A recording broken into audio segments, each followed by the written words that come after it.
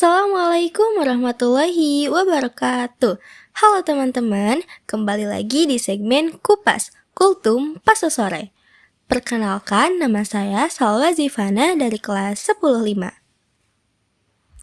Puji syukur malah kita panjatkan kepada Allah Subhanahu wa Ta'ala yang telah memberikan rahmat dan karunia-Nya sehingga kita masih diberi kesempatan untuk beribadah dan melakukan berbagai kebaikan. Salawat serta salam semoga tetap tercurahkan kepada junjungan kita, yakni Habibana wa Nabiyana Kanjeng Nabi Muhammad Sallallahu Alaihi Wasallam yang telah membimbing kita menuju jalan kebenaran.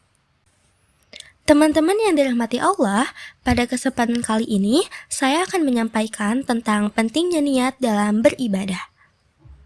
Niat adalah keinginan dalam hati untuk melakukan suatu amalan karena Allah Subhanahu wa Ta'ala. Niat merupakan hal yang sangat penting karena menjadi penentu antara diterima dan tidaknya suatu ibadah.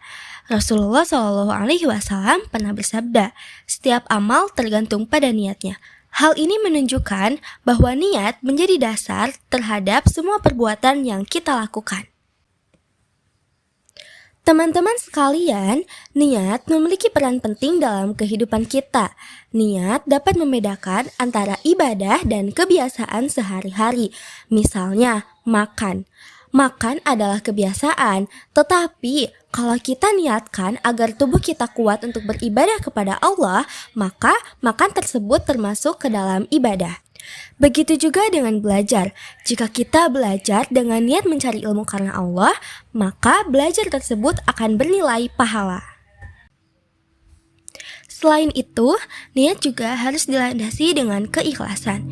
Ikhlas berarti melakukan sesuatu hanya mengharap ridha Allah Subhanahu wa Ta'ala, bukan untuk dilihat atau dipuji oleh orang lain.